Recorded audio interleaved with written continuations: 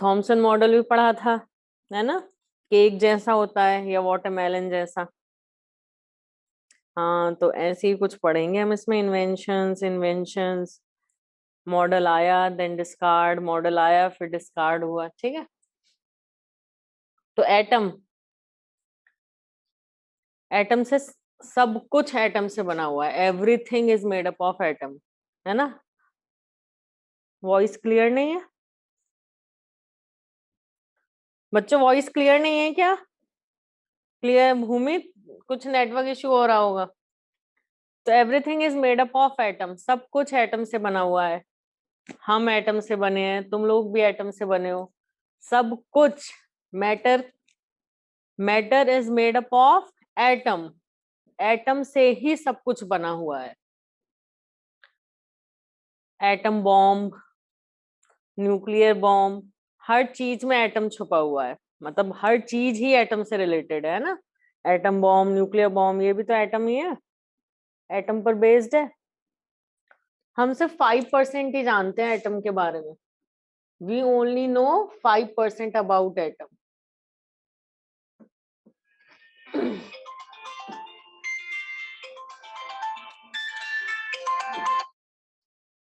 ठीक है, 5% ही जानते हैं हम बस एटम के बारे में, और तब भी कितना तहलका मचा रखा है। हम्म, कितने खतरनाक बॉम्ब बना रखे हैं। और ज्यादा जानने लग जाएं तो क्या होगा? हम्म, ज्यादा जान जाएं तो क्या होगा? ब्लास्ट, वो वैसे भी हो ही रहे हैं।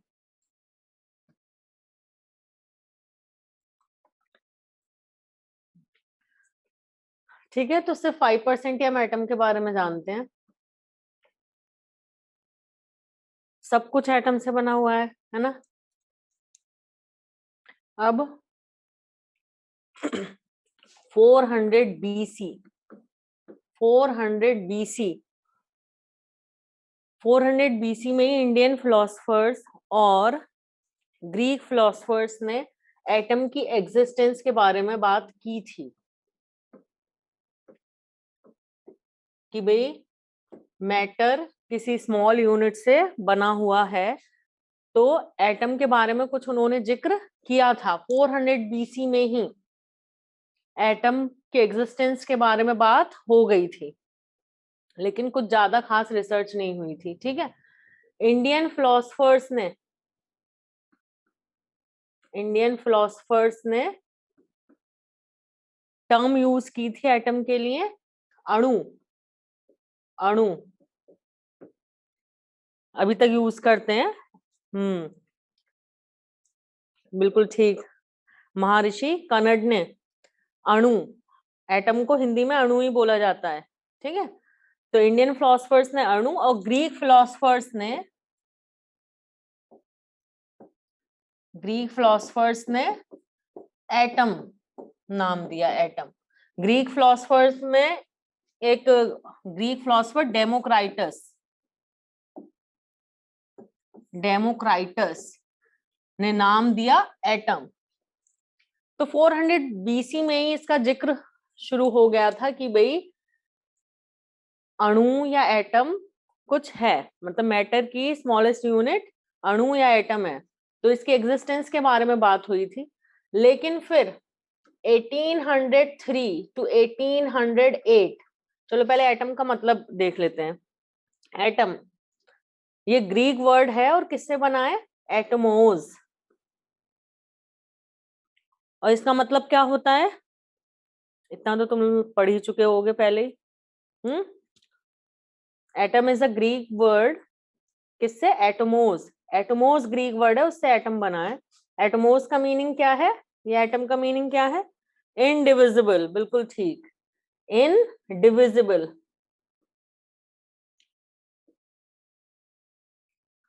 Indivisible which can not be further divided, indivisible.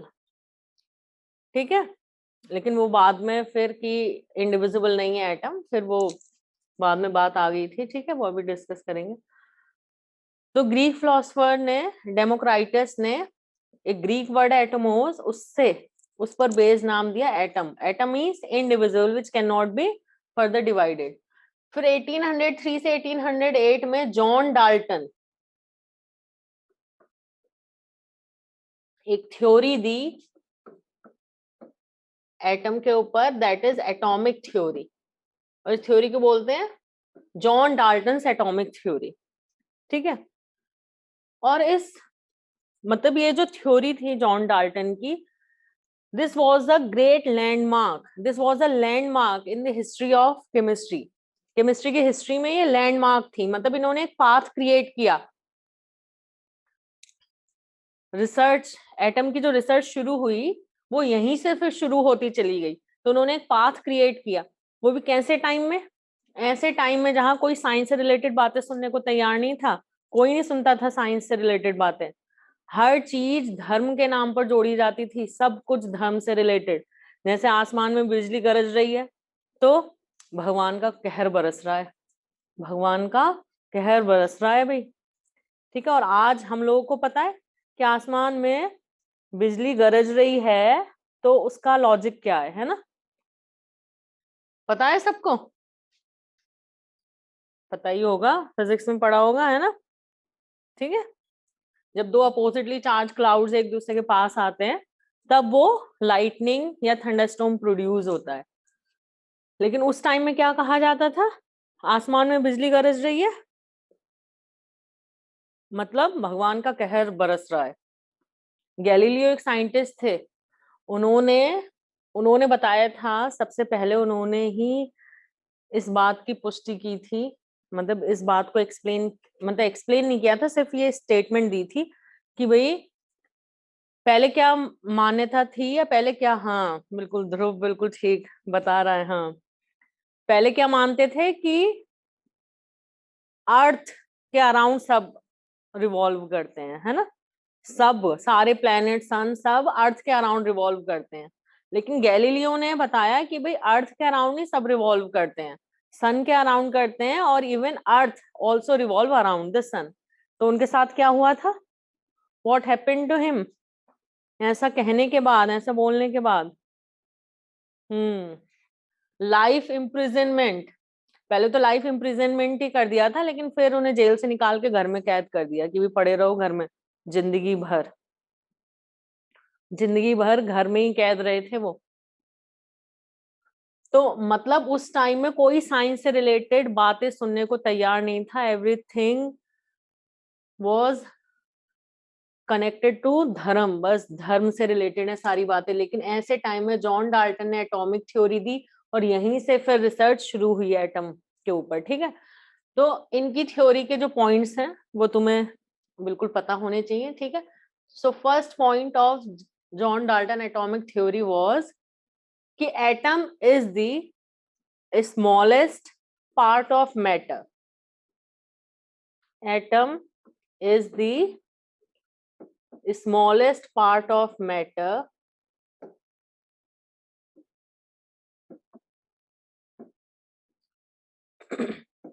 which take part in chemical reactions.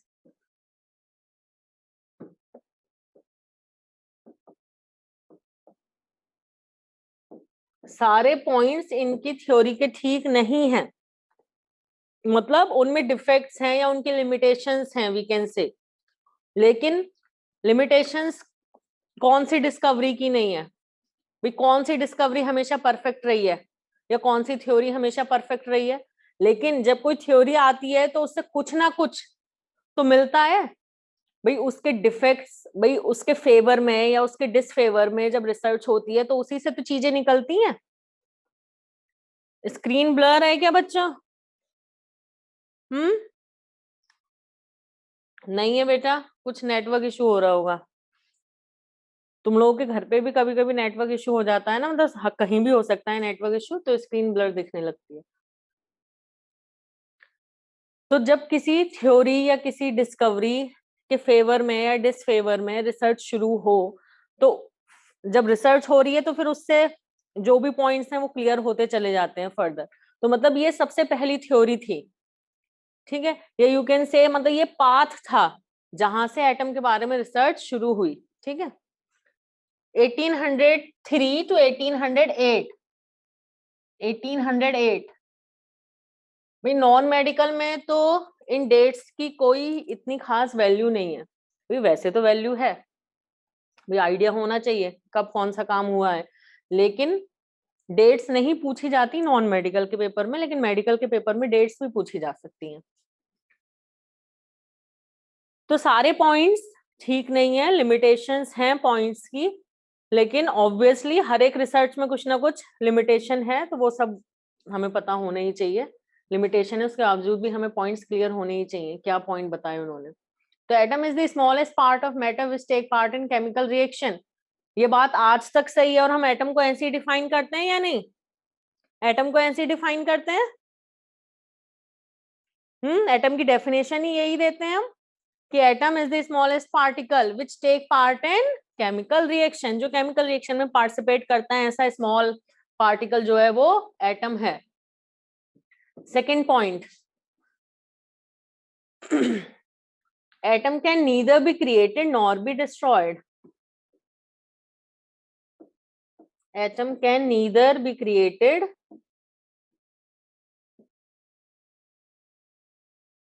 nor atom can neither be created nor be destroyed,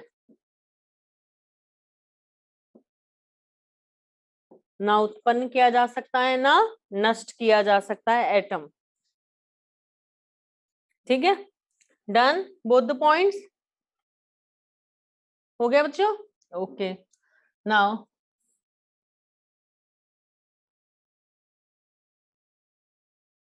third point,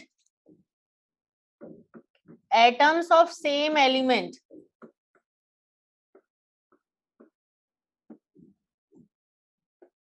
are similar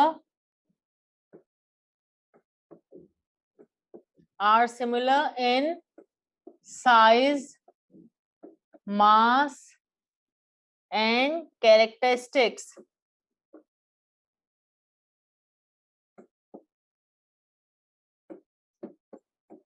उन्होंने कहा कि सेम एलिमेंट के जो एटम होते हैं उनका साइज, मास और उनकी प्रॉपर्टी सब कुछ आइडेंटिकल होता है, सेम होता है। भाई जैसे हाइड्रोजन के एटम है, तो हाइड्रोजन के सभी एटम आपस में कैरेक्टरिस्टिक्स में वही प्रॉपर्टीज ही आ गई। ठीक है, तो हाइड्रोजन के एटम है तो भाई सभी का साइज, मास, कैरेक्टरिस्टिक सेम होगा। Next, atoms of different element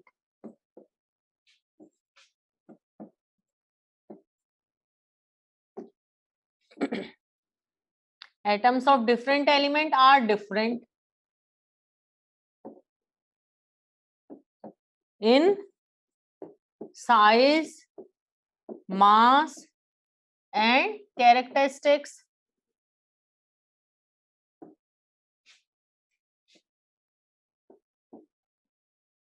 different element के जो एटम होंगे उनका साइज, मास, कैरेक्टरिस्टिक डिफरेंट होगा। जैसे हाइड्रोजन ऑक्सीजन के एटम, हाइड्रोजन के एटम का अलग साइज, अलग मास, अलग कैरेक्टरिस्टिक है, जबकि ऑक्सीजन के एटम का अलग है। ठीक है भाई, ठीक बात कही थी। Now fifth, atoms combine in fixed proportion by mass to form compounds. Atoms combine in fixed proportion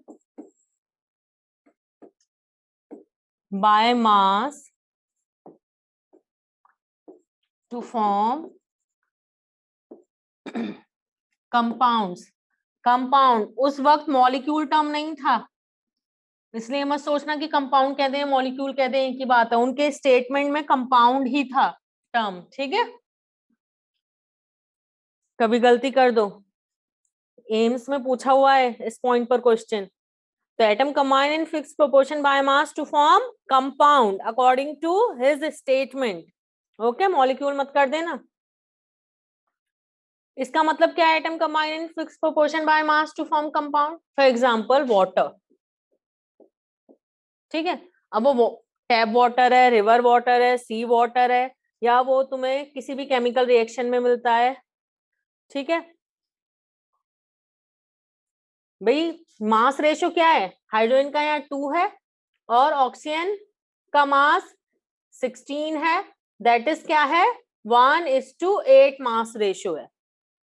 1:2, इधर लिख देती हूँ H2O 2 और ये 16, दैट इज 1:8 मास रेशियो। किसी भी केमिकल रिएक्शन से मिले चाहे कहीं से भी मिले, water is what, mass ratio hydrogen oxygen का 1:8 ही होगा। तो always combine in fix proportion by mass, but there were limitations. ठीक है, वो बाद में पता लगी क्या कि ये तो पॉइंट आज तक भी चल रहा है ना, ऐसे ही डिफाइन करते हैं एटम को। सेकंड पॉइंट पे, atom can neither be created nor be destroyed. Nuclear reaction में ऐसा हो सकता है, एक एटम डिस्ट्रॉय हो सकता है और नया एटम बन सकता है। न्यूक्लियर रिएक्शन के एग्जांपल हम जब डिस्कवरी ऑफ न्यूट्रॉन देखेंगे ना, उसमें लिखेंगे एक दो एग्जांपल न्यूक्लियर रिएक्शन के। ठीक है, तब वहां देखोगे तुम, पुराना एटम खत्म, नया एटम बन गया कोई। ठीक है, तो लिमिटेशन इस पॉइंट की कि एटम डिस्ट्रॉय किए जा सकते हैं, बनाए जा सकते हैं, लेकिन ऐसा किसमें होगा? नॉर्मल रिएक्शन में नहीं, nuclear. Atom of same element are similar in size, mass and characteristics. Same element के एटम्स का भी डिफरेंट मास हो सकता है बच्चों, बताओ कहाँ होता है ऐसा? किस केस में? Isotopes, very good, in case of isotopes. ठीक है, atoms of different element are different in size, mass and characteristic. Different element के एटम का भी मास सेम हो सकता है, किसमें? आइसोबार, वेरी गुड, आइसोबार्स में। Atom in fixed proportion. Atom always combine. Even he used always. Atom always combine in fixed proportion by mass to form compound. इस point के भी एक्सेप्शंस हैं। ये पॉइंट, इस पॉइंट के भी एक्सेप्शन है। कहाँ, किसमें मिलेगा एक्सेप्शन? कब मिलेगा?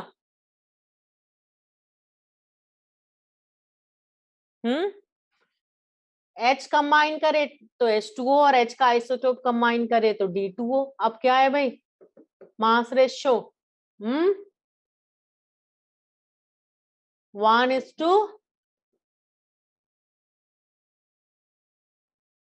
आ रही है बात समझ? तो atom always combine fix proportion by mass to form compound? नहीं, ऐसा जरूरी नहीं है, क्योंकि जब उन एटम के आइसोटोप्स भी तो कंबाइन करते हैं। तो देखो H2O में 1:8 है, जबकि ये भी तो वाटर है, यहाँ 1:4 है। ठीक है,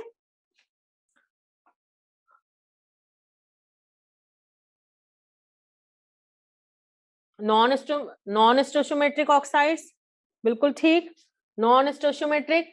जैसे जब तुमने अभी ऑक्सीडेशन स्टेट फाइंड की थी, तो एक था Fe.93O, ये Fe.95O भी होता है, तो नॉट ऑफ फिक्स्ड रेशियो। ठीक है,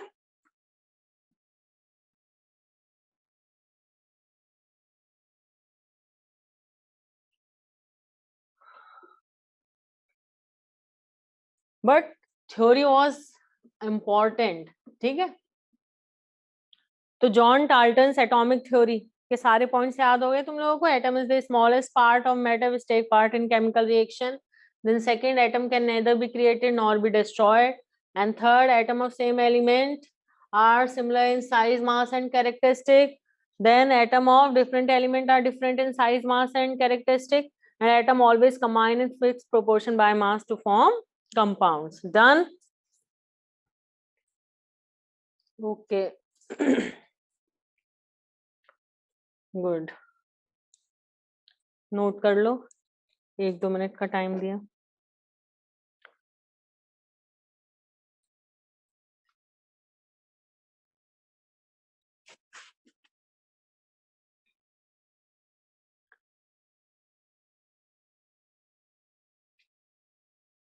लॉज ऑफ केमिकल कॉम्बिनेशन में करवा दूंगी, ठीक है, बीच में कभी भी करवा दूंगी, अभी मैं तुम लोगों को बोर नहीं करना चाहती।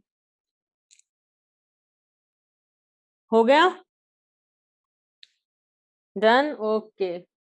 नाउ फिर 1833 में फेराडे ने बताया कि भाई जो एटम है वो इनडिविजिबल नहीं है, एटम इज नॉट इनडिविजिबल।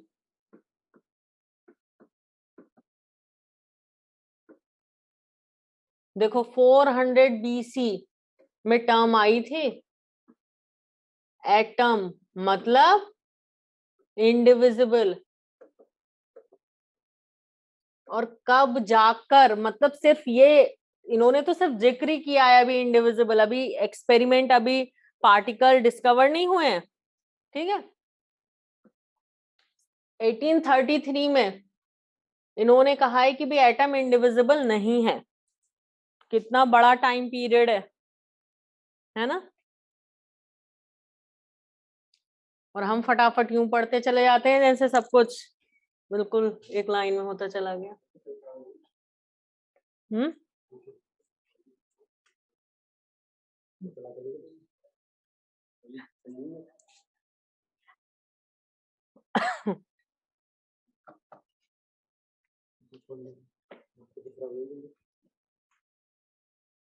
ठीक है, तो 1833 में फेराडे ने कहा कि भाई एटम इंडिविजिबल नहीं है, atom is made up of smaller particles, further smaller particles से बना है, ठीक है। तो वो जो फंडामेंटल पार्टिकल्स हैं, कौन से हैं बच्चों फंडामेंटल पार्टिकल्स, या जिन्हें हम सब एटॉमिक पार्टिकल्स बोलते हैं, electron, sorry, atom is made up of further smaller particles, जिन्हें हम बोलते हैं सब एटॉमिक पार्टिकल्स, जिनसे एटम बना है, दोज आर नोन है सब एटॉमिक पार्टिकल्स। सब एटॉमिक पार्टिकल्स तो बच्चों अब पता लग गए, बहुत सारे हैं, कई सारे हैं, इलेक्ट्रॉन, प्रोटॉन, न्यूट्रॉन, मीजॉन, पाई मीजॉन, बहुत सारे हैं। लेकिन फंडामेंटल पार्टिकल कौन से हैं बच्चों, इलेक्ट्रॉन के sub atomic particle which are fundamental particles, electron, proton, neutron. लेकिन इन्होंने नहीं, फेराडे ने नहीं कह दिया कि इलेक्ट्रॉन, प्रोटॉन, न्यूट्रॉन या कुछ, फेराडे ने सिर्फ क्या कहा कि एटम इज नॉट इनडिविजिबल 1833 में, ठीक है। क्योंकि इन्होंने मैटर मतलब इलेक्ट्रिसिटी, जो मैटर इलेक्ट्रिसिटी जो कंडक्ट करता है, ठीक है, तो उस पर रिसर्च शुरू हो गई थी। तो इन्होंने ऐसा कुछ रिसर्च की थी, थोड़ा बहुत इन्होंने पता किया था, तो उससे उन्हें लग रहा था कि एटम इंडिविजिबल नहीं है, ठीक है। तो ये तो बात अब हम करेंगे इलेक्ट्रॉन, प्रोटॉन, न्यूट्रॉन के बारे में। 1833 में फिर फेराडे ने कहा कि एटम इंडिविजिबल नहीं है, मतलब atom is made up of further small particles which are known as sub atomic particles. इतनी बात हुई, ठीक है। और जो भी वो रिसर्च वगैरह कर रहे थे, मैटर कैन कंडक्ट इलेक्ट्रिसिटी, सब पे रिसर्च वगैरह चल रही थी, इसलिए वो ऐसा कह रहे थे, ठीक है। ये हो गया। फिर 1859 में जूलियस प्लकर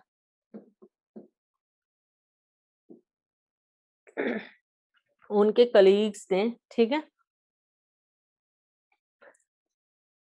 देखा या उन्होंने रिसर्च की इस पर, फाइंड किया उन्होंने, मतलब अल्टीमेटली फाइंड कर लिया कि भाई gases can conduct electricity at very low pressure, gases electricity conduct कर सकते हैं एट वेरी लो प्रेशर 1859 में।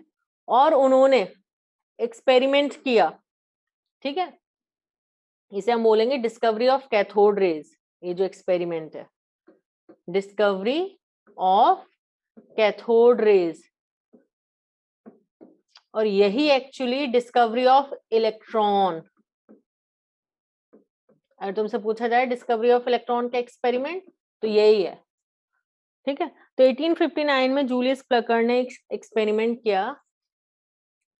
ही टुक अ डिस्चार्ज ट्यूब, उन्होंने एक डिस्चार्ज ट्यूब ली। डिस्चार्ज ट्यूब क्या है, एक ग्लास ट्यूब है, connected to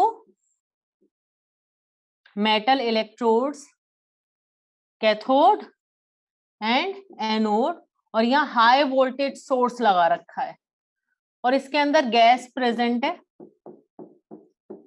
eight very low pressure. कितना प्रेशर, बहुत लो, कितना, 10⁻⁻⁴ एटमॉस्फेयर। ये कैथोड, ठीक है। कैथोड इज निगेटिवली चार्ज, मतलब कैथोड वो है जो बैटरी के निगेटिव पार्ट से अटैच, तो cathode is negatively charge. Anode वो है जो बैटरी के पॉजिटिव पार्ट से अटैच, पॉजिटिव टर्मिनल से अटैच, ठीक है। कोई सी भी गैस, डिफरेंट डिफरेंट गैसेस लेके उन्होंने एक्सपेरिमेंट किया था, तो यहाँ कोई सी भी गैस ली जा सकती है, मतलब ली होगी, डिफरेंट डिफरेंट गैसेस लेके एक्सपेरिमेंट किया गया था। सपोज कर लो जैसे हाइड्रोजन है इसके अंदर, तो डिस्चार्ज ट्यूब क्या है, बेसिकली ग्लास ट्यूब है जिसमें मेटल इलेक्ट्रोड्स हैं, हाई वोल्टेज सोर्स से कनेक्ट कर रखा है, और उसमें गैस है at very low pressure. Discharge tube क्यों कह दिया उसे, क्योंकि उसमें करंट पास होने वाली है, इसने उसे, मतलब उसमें करंट पास होगी, इसने उसे डिस्चार्ज ट्यूब बोल दिया है। बेसिकली ये ग्लास ट्यूब है, ठीक है। अब देखो एक्सपेरिमेंट उन्होंने क्या किया, तो he took a discharge tube connected to metal electrodes, ये मेटल इलेक्ट्रोड्स है, एक कैथोड, इधर वाली को कैथोड नेगेटिव टर्मिनल से अटैच किया बैटरी के, और ये anode, gas at very low pressure. और जब उन्होंने वोल्टेज लगाया वेरी हाई वोल्टेज, स्टार्टिंग में उन्होंने हाई वोल्टेज नहीं दिया था, ठीक है, लो वोल्टेज से शुरुआत की थी, लो वोल्टेज पे कुछ नहीं हुआ, और बढ़ाया वोल्टेज, और बढ़ाया वोल्टेज, तो हल्का हल्का सा ग्लो दिखा, लेकिन जब 10,000 वोल्ट पे पहुंचे तो उन्होंने देखा glass tube behind the anode, यहाँ एक फ्लोरेसेंट मटेरियल लगा दिया, फ्लोरेसेंट मटेरियल से कोटिंग कर दी, मतलब ये ऐसा मटेरियल होता है कि जब इस पे ये चार्ज पार्टिकल स्ट्राइक करते हैं तो ये ग्लो करेगा, ठीक है, ट्यूब ग्लो करने लग जाएगी। तो यहाँ फ्लोरेसेंट मटेरियल से एनोड के पीछे कोटिंग कर दी, तो जब 10,000 वोल्टेज अप्लाई किया तो उन्होंने देखा कि glass tube behind the anode, glass का जो वॉल है बिहाइंड द एनोड वो ग्लो करने लगी, ग्रीनिश ग्लो, ग्रीन कलर से बना देते हैं लाइट वाला, यहाँ ग्रीनिश ग्लो प्रोड्यूस होने लगा। अगर पूरी ट्यूब को कोट कर देंगे फ्लोरेसेंट मटेरियल से तो पूरी ट्यूब ग्लो करने लग जाएगी, ठीक है। तो उन्होंने क्या देखा, क्या था एक्सपेरिमेंट, हम्म हम्म डिस्चार्ज ट्यूब ली, ये मेटल इलेक्ट्रोड्स, एक कैथोड एक anode, gas at very low pressure, ठीक है, और 10,000 वोल्टेज अप्लाई किया, तो उन्होंने देखा कि behind the anode glass tube glow कर रही है, ठीक है। तो it means some sort of invisible particles, कुछ दिख थोड़ी रहा है, बस ग्लो दिख रहा है, तो उन्होंने उससे सपोज किया या उन्हें लगा, उन्हें समझ में आया इससे कि इसका मतलब ये है कि some sort of invisible particles are coming from cathode towards anode. आ रही है बात समझ में, मतलब कुछ इनविजिबल पार्टिकल्स नहीं, उस टाइम पार्टिकल्स टर्म नहीं था, some sort of invisible rays are coming from cathode towards anode, और इसीलिए इन रेज को उन्होंने नाम दिया कैथोड रेज, क्योंकि कैथोड से आ रही हैं, तो उन्होंने नाम क्या दिया इन रेज को, कैथोड रेज।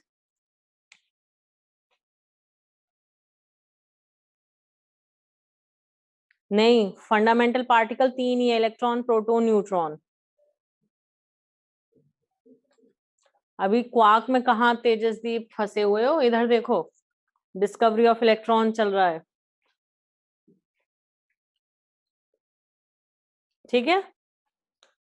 तो जब 10,000 वोल्टेज अप्लाई किया तो यहाँ पे ग्लो दिखने लगा, ग्लास ट्यूब ग्लो करती हुई दिखने लगी, तो इसका मतलब कुछ रेज कैथोड से एनोड की तरफ आ रही हैं, इसलिए यहाँ पे ट्यूब जो है वो ग्लो कर रही है, और उन रेज को उन्होंने नाम क्या दिया, कैथोड रेज। क्लियर। एनोड के पीछे फ्लोरिसेंट मटेरियल की, फ्लोरिसेंट मटेरियल जैसे जिंक सल्फाइड, ठीक है, ZnS,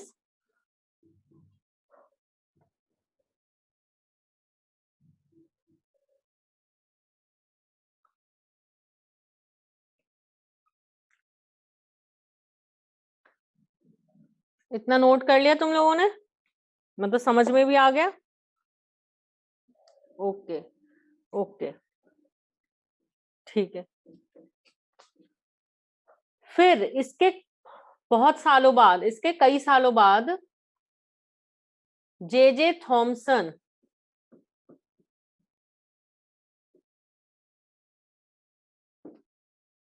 आ रही है बात समझ में? Experiment for the discovery of electron Thomson ने नहीं किया था, किसने किया है? जूलियस प्लक और उसके कलीग्स ने किया है। आ रही है बात समझ में? इन्होंने तो क्रेडिट उड़ा लिया बाद में, क्या करके? इन कैथोड रेज की प्रॉपर्टीज पर रिसर्च करके क्रेडिट ले गए ये सारा, ठीक है। तो जे थॉमसन और उनके कलीग्स ने फिर कैरेक्टरिस्टिक्स ऑफ कैथोड रेज पर रिसर्च की, characteristics of cathode raise.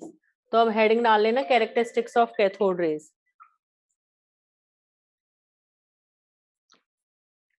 Year बेटा मुझे एग्जैक्ट याद नहीं है, इसके काफी साल बाद ही रहा होगा, क्योंकि क्योंकि 1859 में एक्सपेरिमेंट हुआ और 1853 के अराउंड थॉमसन जी पैदा हुए थे, तो कई साल बाद ही रहा होगा, ठीक है।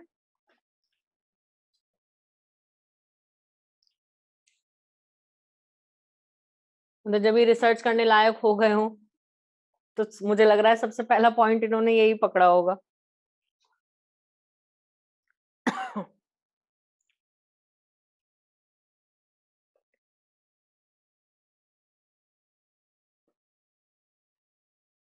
1876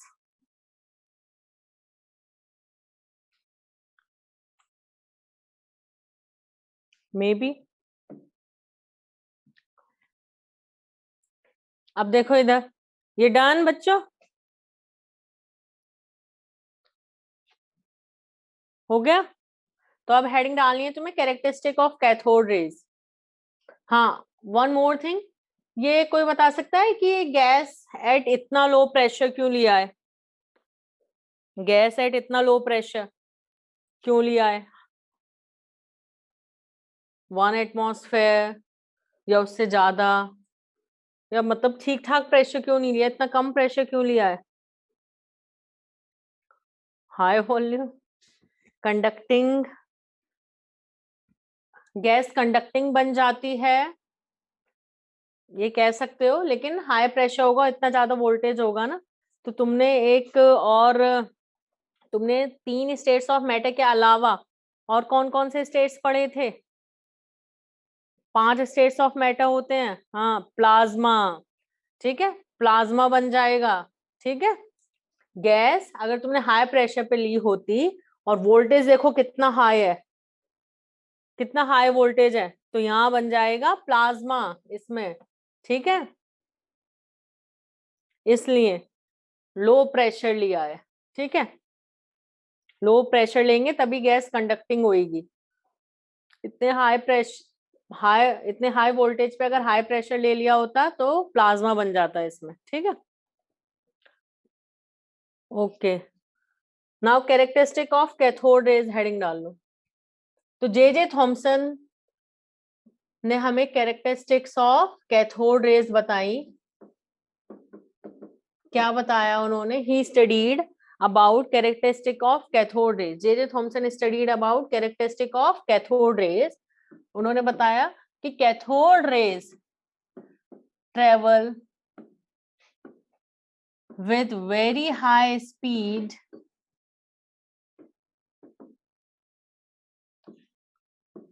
in straight line, in straight line, ये इस पॉइंट पे फोकस करो। Cathode rays travel in straight line, straight line में ट्रेवल करते हैं, मतलब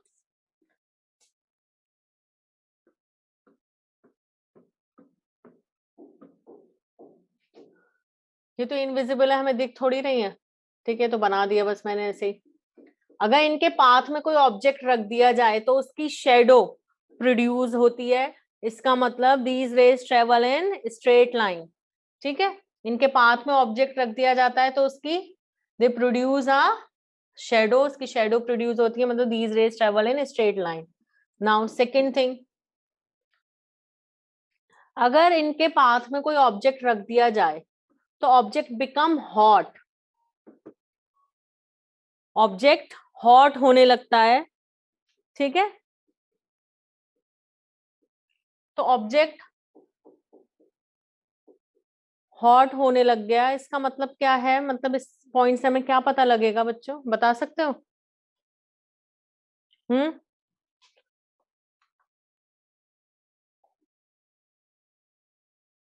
दे आर चार्ज्ड। चार्ज कैसे पता लग गया?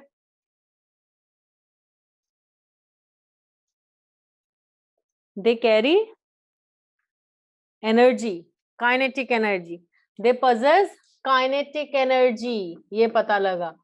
मतलब इनके पास काइनेटिक एनर्जी है जो इन्होंने ऑब्जेक्ट को ट्रांसफर की in the form of heat energy. आ रही है बात समझ में?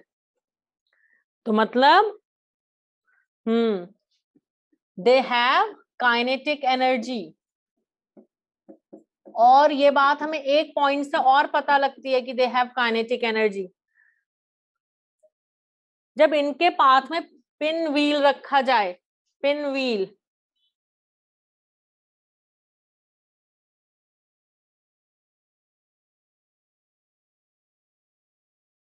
अब ये मुझे बनाना तो नहीं आ रहा है, ये तो ऐसा लग रहा है जैसे ट्री बन गया हो।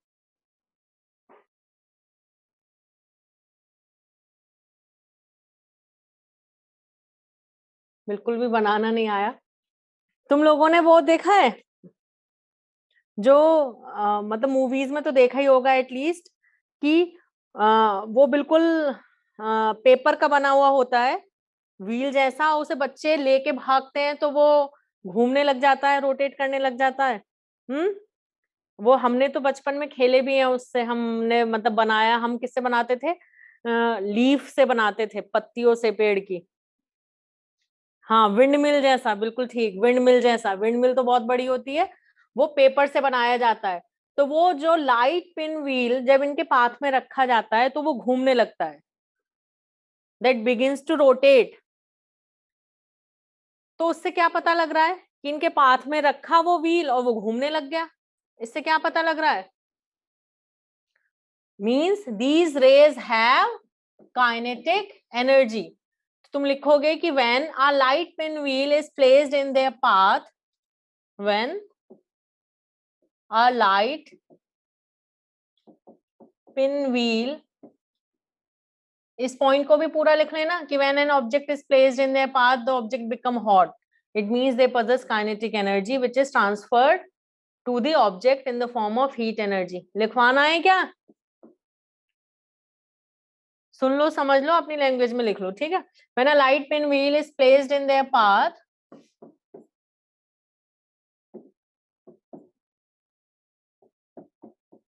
that begins to rotate,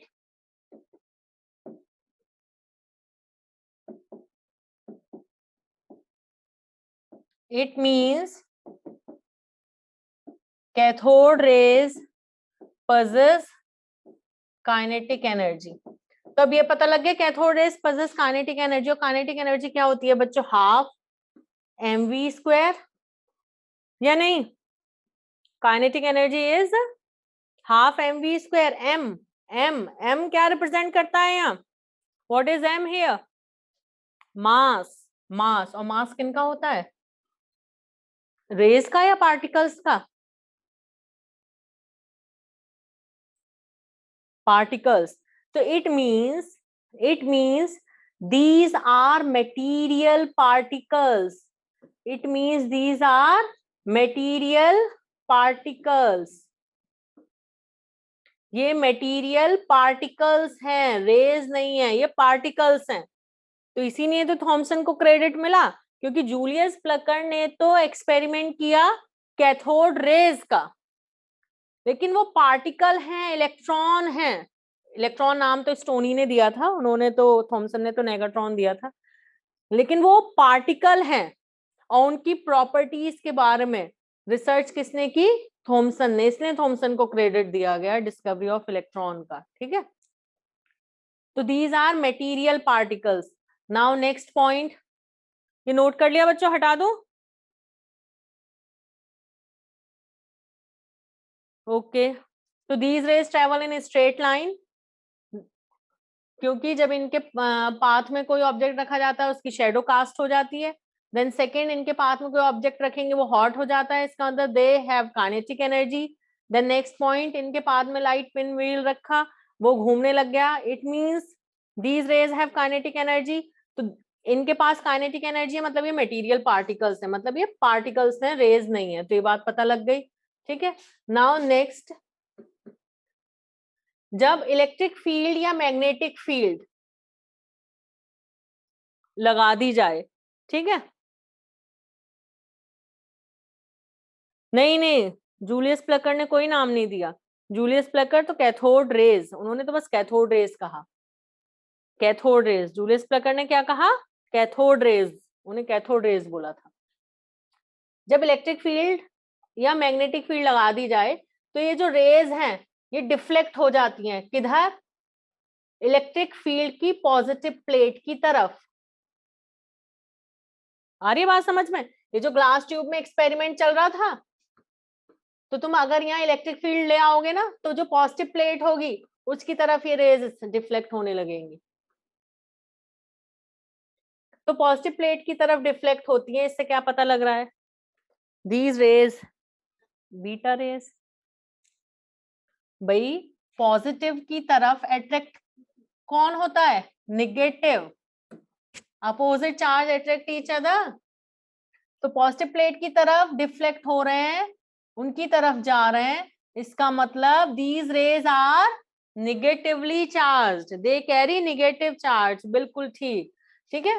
तो नेक्स्ट पॉइंट में हमें पता लग गया कि दे कैरी निगेटिव चार्ज, पार्टिकल है, पता लग गया, और निगेटिव चार्ज है, इसका मतलब these are negatively charged particles, ये पता लग गया, ये निगेटिवली चार्ज पार्टिकल्स हैं, और इसीलिए इन्हें थॉमसन ने नाम दे दिया नेगाट्रॉन।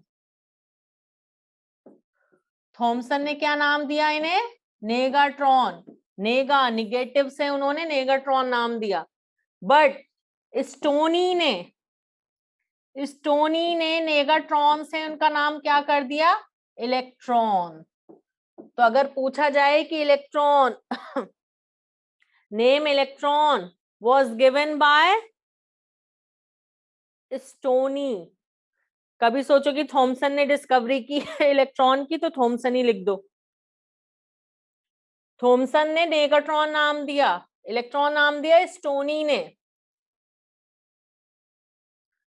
फोर्थ पॉइंट एक्सप्लेन कर रही हूं, जब मैग्नेटिक फील्ड लगाई जाए या इलेक्ट्रिक फील्ड लगाई जाए, मैग्नेटिक फील्ड लगाएंगे तो उस डायरेक्शन में डिफ्लेक्ट होंगी ये, जिससे ये पता लगेगा कि ये निगेटिवली चार्ज्ड है। वो तुमने फिजिक्स में पढ़ा होगा या पढ़ोगे कि बी वी डायरेक्शन को अपोज करते हुए ऊपर की तरफ या नीचे की तरफ चली जाती है, जो भी है, ठीक है। तो तुम यहाँ इलेक्ट्रिक फील्ड का समझ लो कि जब इलेक्ट्रिक फील्ड लगाई जाएगी, इलेक्ट्रिकल प्लेट्स लगाई जाएंगी, तो इलेक्ट्रिकल एक पॉजिटिव प्लेट होगी, एक निगेटिव प्लेट, तो ये रेज किसकी तरफ डिफ्लेक्ट होती है इलेक्ट्रिक फील्ड में? पॉजिटिव प्लेट की तरफ, पॉजिटिव प्लेट की तरफ डिफ्लेक्ट होती हैं। और पॉजिटिव की तरफ कौन अट्रैक्ट होएगा, कौन जाएगा पॉजिटिव की तरफ? Which is negatively charge. तो काइनेटिक एनर्जी से पता लग गया कि ये पार्टिकल्स हैं, यहां पता लग गया कि ये निगेटिवली चार्ज्ड है, तो मतलब these are negatively charged particles. Negatively charged है इसलिए थॉमसन ने नाम दे दिया नेगाट्रॉन, बट स्टोनी ने नाम कर दिया इनका इलेक्ट्रॉन, ठीक है।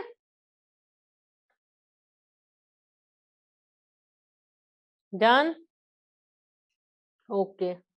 Now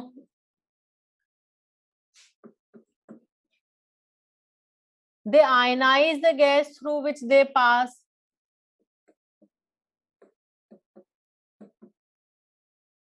through which they pass, मतलब जिस गैस के थ्रू पास हो जाए उसे आयनाइज कर देंगे, मतलब उससे हिट करके उसमें से ये इलेक्ट्रॉन निकाल देते हैं। आयनाइज करने का मतलब क्या होता है? आयन में कन्वर्ट करना। जैसे हाइड्रोजन है, ठीक है, इसे एटम फॉर्म में लिख दे रही हूं अभी मैं।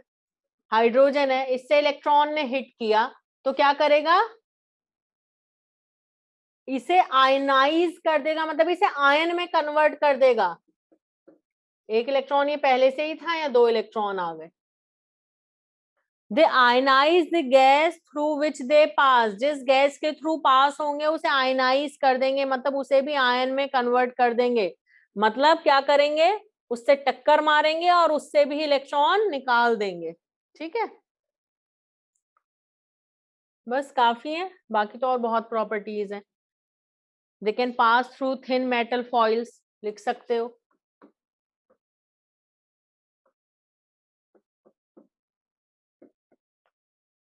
थिन मेटल फॉइल्स को पेनिट्रेट कर जाते हैं, निकल जाते हैं उनसे बाहर। जैसे मूवीज में देखते हैं भूत, है ना, घोस्ट। फिफ्थ पार्ट कैसे पता लगा? वो अभी पता लग जाएगा, डिस्कवरी ऑफ प्रोटोन में तुम्हें। ठीक है, जैसे हम घोस्ट देखते हैं, मतलब मूवीज में, रियलिटी में देखा है क्या किसी ने घोस्ट? हम्म, रियलिटी में सामना हुआ है क्या किसी का घोस्ट से? नहीं? क्यों? क्लास में जो तुम्हारे अगल बगल में बैठते हैं वो तुम्हारे लिए घोस्ट नहीं होते क्या?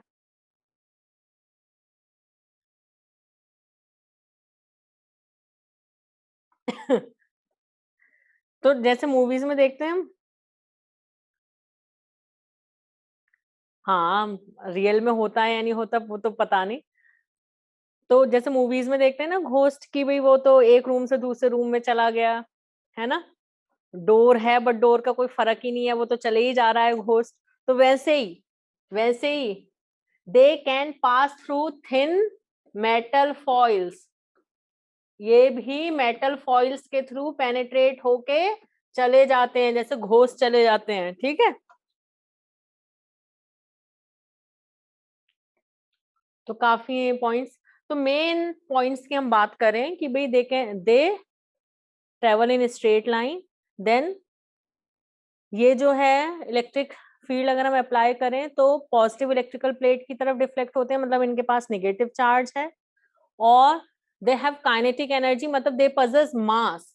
तो हमें जो मोस्ट इंपॉर्टेंट बात यहाँ पता लग गई वो क्या है कि they are negatively charged particles, negatively charged particles हैं, these are negatively charged particles. तो डिस्कवरी ऑफ कैथोड रेज से हमें अल्टीमेटली पता लग गया कि भाई कुछ निगेटिवली चार्ज पार्टिकल्स हैं एटम के अंदर और जिन्हें हमने नाम दिया इलेक्ट्रॉन। आई बात समझ में? तो discovery of cathode rays is actually lead to the discovery of electron, and discovery of electron done by, किसका नाम लोगे? Who did discovery of electron? अरे स्टोनी ने नाम दिया है भाई इलेक्ट्रॉन, उसने और कुछ नहीं किया है। जे जे थॉमसन, थॉमसन बाबा, ठीक है, J J Thomson did discovery of electron. तो who discovered electron? J J Thomson. Who discovered electron? J J Thomson, Thomson. Thomson, Thomson का मीनिंग क्या निकल के आ रहा है? टॉमसन। और टॉम जानते हो किसका नाम होता है? बस गोपिका बस, इलेक्ट्रॉन तुम्हें तभी पता चला है, ऐसे जो लिख रही हो तुम कमेंट्स में, आ रही बात समझ में? इलेक्ट्रॉन के बारे में तभी पता लगा है।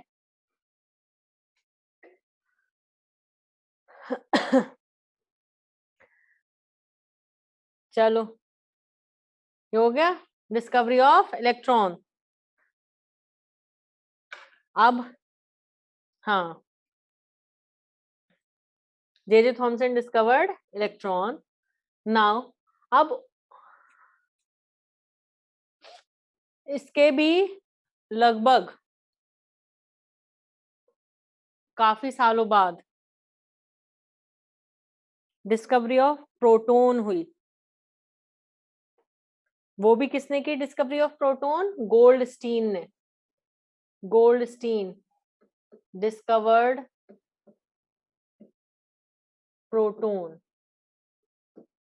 तो अब तुम नेक्स्ट हेडिंग डालोगे डिस्कवरी ऑफ एनोड रेज। ना ना अभी मत डालो, रहने दो। अभी और कुछ इंपॉर्टेंट पॉइंट्स हैं इलेक्ट्रॉन के बारे में, पहले वो लिख लो। पहले पूरा इलेक्ट्रॉन ही खत्म कर लो, ठीक है? बाद में ही करेंगे डिस्कवरी ऑफ प्रोटॉन। इलेक्ट्रॉन में ही लिखो, अभी जो पॉइंट्स लिख रहे थे ना कैरेक्टरिस्टिक्स, उसी में लिखो next point, the specific charge. Specific charge, ये स्पेसिफिक चार्ज क्या है? Q by M ratio. Specific charge is Q by M ratio, मतलब charge upon mass ratio. Charge upon mass ratio. तो इलेक्ट्रॉन का जो charge upon mass ratio find किया गया वो कितना आया? -1.7588 into 10⁻11 coulomb per kilogram. Unit पे ध्यान दें, coulomb per kilogram. The specific charge मतलब चार्ज बाय एम रेशियो। अगर तुमसे पूछा जाए स्पेसिफिक चार्ज क्या है इलेक्ट्रॉन का, तो स्पेसिफिक चार्ज का मतलब क्या है? Charge by mass ratio, Q by M ratio. तो the specific charge was found to be -1.7588 into 10⁻11 coulomb per kilogram, and this was independent of the nature of gas inside the discharge tube and the nature of metal electrodes। मतलब कहने का ये है कि gas चाहे तुम कोई सी भी लेते रहो डिस्चार्ज ट्यूब के अंदर, या चाहे मेटल इलेक्ट्रोड्स चेंज करते रहो, मतलब डिफरेंट डिफरेंट मेटल के इलेक्ट्रोड्स लेते रहो, इस बात से इस चार्ज टू मास रेशियो पे कोई फर्क नहीं पड़ा। It was always constant.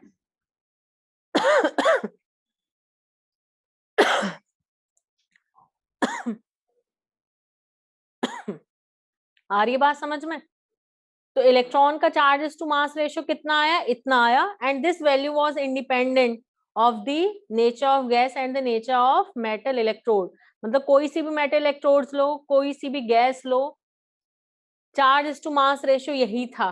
क्यों, कोई बता सकता है? भाई तमेश ये मुझे नहीं पता, ठीक है? हमारे घर में भी क्या होता है, जब हम लोगों के नाम रखने की बारी आती है, तो किसी केस में तो होता है कि किसी के घर में किसी एक ने ही नाम रख दिया और वो ही नाम चल रहा है। किसी घर में क्या होता है, सभी सजेस्ट करते हैं लेकिन किसी पर्टिकुलर एक का ही नाम चलने लगता है। मतलब घर में 3-4 बंदों ने नाम सजेस्ट किए, ये उन नामों से बुलाना भी शुरू कर दिया, लेकिन पर्टिकुलर किसी एक ने जो नाम दिया था घर में, उसी से पॉपुलर हो गया बच्चा, या उसी नाम को जानने लगे। तो इसका कई बार कोई लॉजिक नहीं होता, ठीक है? कि थॉमसन का नाम इलेक्ट्रॉन ज्यादा अच्छा लग गया होगा। अब इस पे फोकस करो, फालतू की बातें फोकस ना करो कि नाम उसने क्यों दिया, उसने क्यों नहीं दिया, नाम उसका क्यों चल गया। फालतू की बातों में इंटरेस्ट लेते रहते हो। अब तुम अपना नाम बनाने की कोशिश करो। तो ये अभी मैंने क्या पॉइंट समझाया, बताना तमेश।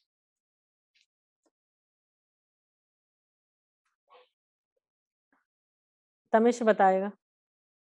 तमेश क्या पॉइंट एक्सप्लेन किया मैंने भी?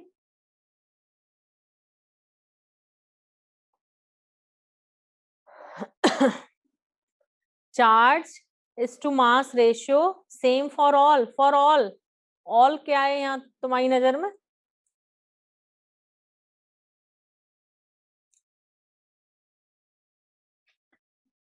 Charge is to mass ratio was constant, gas change करने से या मेटल इलेक्ट्रोड चेंज करने से charge is to mass ratio change नहीं हो रहा था। ऐसा क्यों? गैस के या मेटल इलेक्ट्रोड के नेचर पे क्यों नहीं डिपेंड कर रहा था भाई? चार्ज इलेक्ट्रॉन का, मास इलेक्ट्रॉन का, क्या हो रहा था इस एक्सपेरिमेंट में कि ये जो मेटल इलेक्ट्रोड हैं इन्हें जब हाई वोल्टेज से कनेक्ट किया तो क्या हुआ, इस वेरी हाई वोल्टेज की वजह से इसके अंदर ये जो कैथोड है यहां से इलेक्ट्रॉन निकले, यहां से इलेक्ट्रॉन निकले। अब जैसा कि हमने पॉइंट पढ़ा कि these ionize the gas through which they pass, यहाँ जो गैस रही होगी सपोज हाइड्रोजन है, उसे भी इन्होंने आयनाइज कर दिया होगा, आयनाइज करके ये पॉजिटिव, और ये यहाँ से भी निकले इलेक्ट्रॉन, ये बना पॉजिटिव, यहाँ से भी निकले इलेक्ट्रॉन पॉजिटिव, यहाँ से भी निकले इलेक्ट्रॉन पॉजिटिव, यहाँ से भी निकले इलेक्ट्रॉन। लेकिन इलेक्ट्रॉन भाई चाहे मेटल इलेक्ट्रोड से निकला चाहे गैस से निकला, है तो वो हर बार सेम ही पार्टिकल ना। या तुम यहाँ ऑक्सीजन ले लेते तब भी उससे इलेक्ट्रॉन ही निकलता, मतलब वही पार्टिकल। यहाँ कोई सी भी मेटल के इलेक्ट्रोड ले लो उससे निकल रहा है इलेक्ट्रॉन, यानी कि वही पार्टिकल निकल रहा है जिसका चार्ज Q ही है, जिसका मास M ही है, तो charge is to mass ratio तो सेम ही रहना है। आ रही है बात समझ में? तो चाहे तुम इसके अंदर कोई सी भी गैस ले लो चाहे किसी भी मेटल की इलेक्ट्रोड ले लो, पार्टिकल तो इलेक्ट्रॉन ही है जिसका चार्ज Q है, मास M है, तो charge is to mass ratio तो फिक्स ही रहेगा। ठीक है, तो charge is to mass ratio तुम्हें याद रखना है, specific charge. So what is the specific charge of electron? ये पूछा जा सकता है तुमसे, what is the specific charge of electron? -1.7588 into 10⁻11 coulomb per kilogram. तुम्हें ग्राम में पुट करना है तो ये आ जाएगा -1.7588 इंटू 10⁸ कूलम पर ग्राम। ठीक है, this is the charge is to mass ratio and it is independent of the nature of gas taken inside the tube and the nature of metal electrodes। ठीक है, अब इसके बारे में आगे बात कल करेंगे। चलो अभी के लिए बाय। आगे इसके चार्ज और इसके मास के बारे में बात करेंगे इलेक्ट्रॉन के। ठीक है, हाँ सब ये थॉमसन ही कर रहे हैं अभी तो, आगे मिलिकन ने चार्ज फाइंड किया।